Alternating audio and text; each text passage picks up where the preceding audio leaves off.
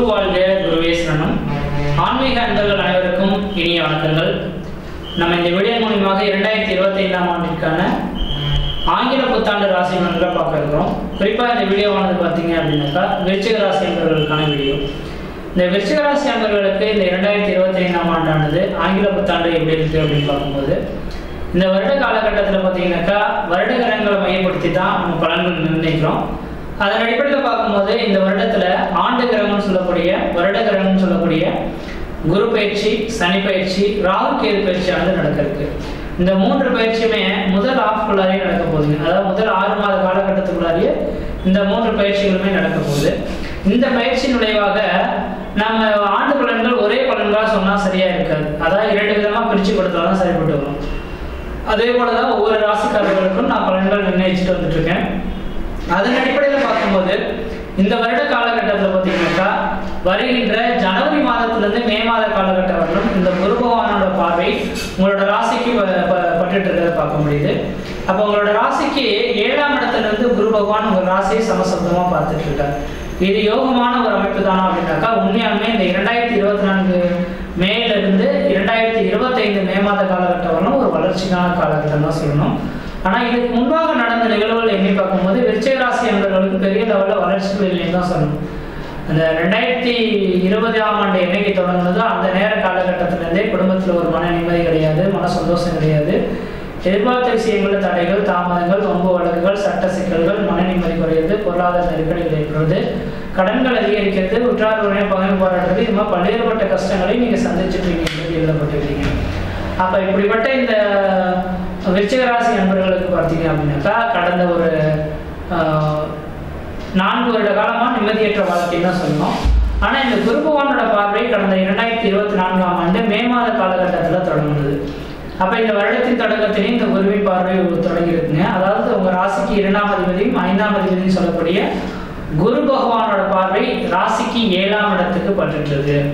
அப்போ 2ஆம் அதிபதி 5ஆம் அதிபதி இந்த 2 கிரகமும் இந்த 2 கிரகத்தின் அதிபதி 7ஆம் இடத்தில் தொடர்பு பெற்று சமசப்தம பார்வையாக அவங்க ராசிக்கு படக்கூடிய இந்த ஆண்டின் தொடக்கமானது ஒரு வளர்ச்சி நிறைந்த காலகட்டங்கள். தெளிவாக சொல்ல வரங்க, இந்த யோகம் 12 வருடத்துக்கு ஒரு முறை ஒவ்வொரு ராசிக்காரர்களுக்கும் கிடைக்கும். அது மாதிரியான யோக நிலையானது வருகின்ற 2025 மே மாதம் 14ஆம் தேதி காலகட்டம் வரலும் சமசப்தமா இந்த விருச்சிக ராசி என்பவர்களுக்கு பட்டு இருக்கிறத பார்க்க முடியுதுங்க. அப்போ இந்த விருச்சிக ராசி அன்பர்களுக்கு இந்த நேர காலகட்டமானது நீங்கள் எது செய்தாலும் தொட்டதெல்லாம் தொடங்கக்கூடிய காலகட்டங்கள், நினைச்சதெல்லாம் சாதனை பண்ணக்கூடிய காலகட்டங்கள், குடும்பத்தில் ஒரு சுப நிகழ்வுகளும் சுபகாரியங்களும் அழியா சொத்து சேர்க்கையும், வீடு மனை வாசல் வாங்குவது, கட்டுவது, குடிபெயர்வது, குலதெய்வத்துக்கு செய்ய வேண்டிய சடங்குகள் செய்வது, இந்த மாதிரியான சுப நிகழ்வுகளை சந்திக்கக்கூடிய ஒரு காலகட்டமாக இருந்துட்டு இருக்கு.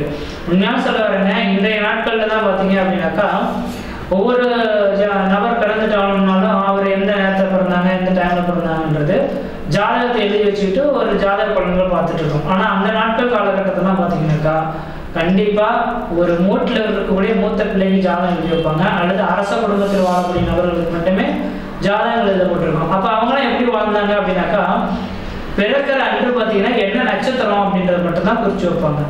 அப்போ பிறக்கும் காலகட்டத்தில் என்ன நட்சத்திரம்ன்றது குறிச்சுக்கிட்டா அந்த நட்சத்திரத்துக்கு 7வது ராசியில என்னைக்கு குரு பகவான் வராரோ அந்த நேர காலகட்டத்தில் தான் அந்த நபர்களுக்குலாம் திருமணமோ, காது குத்து, மொட்டடிக்கிறது, சுப செலவுகள், திருமணம் பண்ணி வைக்கிறது, குழந்தை வேறு பெற்று எடுக்கிறது, வேலை வாய்ப்பை ஏற்படுத்திக்கிறது, எல்லா சுபநிகழ்வும் செய்யணும்னா அந்த நேரத்தில் மட்டும் தான் செய்து வச்சாங்க. இதுல ஒரு உன்னதமான ஒரு விளக்கம் என்ன அப்படின்னாக்கா, நாம் பிறக்கும் காலகட்டத்தில் முன்ஜென்ம கர்மாவின் தொடர்புகள் எடுத்துட்டு தான் பிறக்கிறோம். அப்போ முன்ஜென்ம கர்மானாக்கா இந்த உலகத்துல நம்ம வாழ்றது பார்த்தீங்கன்னா குழந்தை வேறு பெற்று எடுக்கணும், திருமணம் பண்ணணும், நல்ல லக்ஸரியான வாழ்க்கையை வாழணும் அப்படின்ற ஒரு நோக்கில் தான் நம்ம வாழ்க்கை நினைச்சிருக்கோம். கண்டிப்பாக கிடையாது. முன் ஜென்மத்தில் ஒவ்வொரு மனிதர்களும் செய்த பாவத்தின் தொகுப்புகளை அளந்து அதுக்கான தண்டனைகள் அனுபவிக்கிறதுக்காக தான் பிறந்திருக்கோம். அப்போ அந்த தண்டனைகள் அனுபவிக்கக்கூடிய காலகட்டம் தான் இந்த ஜென்ம பிறவியே அப்படின்றது விதிங்க. அந்த இடைப்பட்ட காலகட்டத்தில் ஒரு சில நல்ல யோகங்களும் நல்ல விதிகளும் வரணும் அப்படின்னாக்கா இந்த குருவின் பரிபூர்ண பார்வை கிடைக்கின்ற விதிங்க. அப்போ இந்த நேர காலகட்டமானது இந்த விருச்சிக ராசி என்பவர்களுக்கு தெரியா சொல்ல வரங்க 12 வருடத்துக்கு ஒரு முறை வரக்கூடிய இந்த யோகம் இந்த நேரத்தில் தொடங்கியிருக்கு. அதனால இந்த யோகத்தை சரியா பயன்படுத்தி வாழ்க்கையில வளர்ச்சி பெறதுக்கான ஒரு காலகட்டமா இந்த ஜனவரியிலிருந்து மே மாத காலகட்டம் வரணும் விருச்சிக ராசி என்பவர்களுக்கு இருந்துட்டு இருக்கு. அதனால இந்த நேர காலகட்டத்தில் வெகு நாட்கள் திருமணமாகாத நபர்கள், முக்கியமா வயது வந்த பிள்ளைகள் யாராவது இருந்தாக்கா கண்டிப்பா இந்த நேர காலத்துல திருமணத்தை பண்ணிக்கங்க. ஏன் என்னன்னா 12 ராசிக்கு 7ஆம் இடத்துல குரு இருக்கும்போது திருமணம் பண்ணணும்னாக்கா உங்க ஜாதகமே தோஷம் நிறைந்த ஜாதகமா இருக்கட்டும், ஆயுள் குறைவான ஜாதகமா இருக்கட்டும், பார்க்கக்கூடிய பெண்ணுக்கு எந்தவித தோஷம் இருந்தாலும் சரிங்க, அந்த தோஷத்தை நிவர்த்தி பண்ணி பல ஆண்டு காலம் வாழ்வதற்கான ஒரு அமைப்புகளை ஏற்படுத்தி தரக்கூடிய ஒரு ஜாதகமா இந்த நேர காலகட்டங்கள் இருந்துட்டு இருக்கு அப்படின்றீங்க. காரணம் என்ன அப்படின்னு பாத்தீங்கன்னாக்கா குருவின் பார்வை பரிபூர்ணமா உங்க ராசிக்கு நேரடி தொடர்பு போறதுனால நீங்க எது செய்தாலும் தொட்டது தொடங்கக்கூடிய காலகட்டங்கள், நினைச்ச சாதனை பண்ணக்கூடிய காலகட்டம் உருவாகும். திருமணம் பண்ணீங்கன்னா உங்களோட குடும்ப உறவுகள பிரச்சனைகளோ குறைகளோ ஏற்படாது. உங்களுக்கு ஒருவேளை உங்க சுயஜாதத்துல திருமண தடை சொல்லியிருந்தாலும் சரி, குழந்தை பாக்கியமே இல்லைன்னு சொன்னாலும் சரிங்க, இந்த மே மாதம் 14ஆம் தேதிக்குள்ள திருமணம்னா இந்த வருடத்திலேயே கண்டிப்பா குழந்தை தரிக்கிறதுக்கான வாய்ப்புகள் உண்டு. இந்த நேர காலத்தில் புதிய தொழில் தொடங்குறதோ உத்தியோகம் பக்கத்து எந்த ஒரு காரியங்கள் செய்தாலும் ஓரளவுக்கு நல்ல வளர்ச்சி வைத்தரும். நிரந்தரமான எந்த ஒரு வேலைகளாக இருந்தாலும், வீடு கட்டக்கூடிய வேலைகளாக இருந்தாலும் சரிங்க, நிரந்தரமான ஒரு தொழில் செய்யக்கூடிய அமைப்புகளாக இருந்தாலும் இந்த வருகின்ற மே மாதம் 2025 மே மாதத்துக்குள்ளாரையே நீங்க செய்து முடிச்சுட்டு தான் ஓரளவுக்கு நல்ல பலன்களை தருன்றீங்க. அதே போல குருவின் பரிபூர்ண பார்வை உங்க ராசி கிடைக்கிறதுனால உங்களோட எண்ணங்கள் தெளிவா இருக்கும். செய்யக்கூடிய காரியங்களுமே சாதகமான ஒரு சூழல்கள் ஏற்படுத்தி தரும். குடும்பத்துல ஒரு ஒற்றுமையான இணக்கங்களான சூழல்கள் ஏற்படுத்துகிற வாய்ப்பு உண்டு. ஒரு தடவைக்கு 2 தடவை சிந்தித்து செயல்படக்கூடிய ஒரு நபர்களா நீங்க இருந்துட்டு இருக்கீங்க. அதே வேளையில பாத்தீங்கன்னாக்கா உங்களோட ராசிக்கு 3ஆம் இடத்துக்கு குரு பார்வையானது கிடைச்சிட்டு இருக்கு. 3ஆம் இடமானது இளைய சகோதரம் அப்படின்னால உங்களுக்கும் உங்களுடைய இளைய சகோதரத்துக்கும் ஒரு இணக்கமான சூழல்கள் ஏற்படும். உங்க சித்தப்பா பெரியப்பா உறவுகள் இருக்கக்கூடிய நபர்களுக்கு ஒரு சண்டை சச்சரவுகள் நீங்கி, பங்காளி உறவுகளில் சண்டைகள் நீங்கி ஒரு வளர்ச்சி காணக்கூடிய காலகட்டங்கள் உருவாகும். பூர்வீக சொத்துனால பிரச்சனைகள் ஏற்பட்டிருக்கக்கூடிய நபர்களுக்கு, கோர்ட்டு கேஸ் வழக்குகளை சந்திச்சுட்டு இருக்கக்கூடிய நபர்களுக்கு பூர்வீக சொத்து சம்பந்தமான விழாக்கள் இருந்து நிவர்த்தி அடையக்கூடிய ஒரு காலகட்டங்களா உருவெடுக்கும் அப்படின்றீங்க. அதே போல இந்த குருவின் பார்வையானது உங்களோட ராசிக்கு 11ஆம் இடத்துக்கு படம் இருக்கு. 11ஆம் இடமானது லாபஸ்தானம் அப்படின்னால நீங்க இந்த நேர காலகட்டத்தில் ஜனவரில இருந்து மே மாத காலகட்டம் வரணும் எந்த அளவுக்கு உழைக்கிறதுக்கு நீங்க ரெடியா காத்துறீங்களோ அந்த அளவுக்கு வளர்ச்சிகள் இருந்த ஒரு காலகட்டங்கள் தொடர ஆரம்பிக்குது அப்படின்றது மட்டும் தெளிவுபடுத்திங்க. 11ஆம் இடமானது ஒரு அதிர்ஷ்டத்தை சொல்லக்கூடிய இடம். இந்த நேர காலகட்டத்தில் வெளிநாட்டிலே யார்கிட்டயே பணம் காசு கொடுத்து வராமல் இருந்தால் அந்த பணமானது உங்களுக்கு தேடி கிடைக்கிறதுக்கான வாய்ப்பு உண்டு.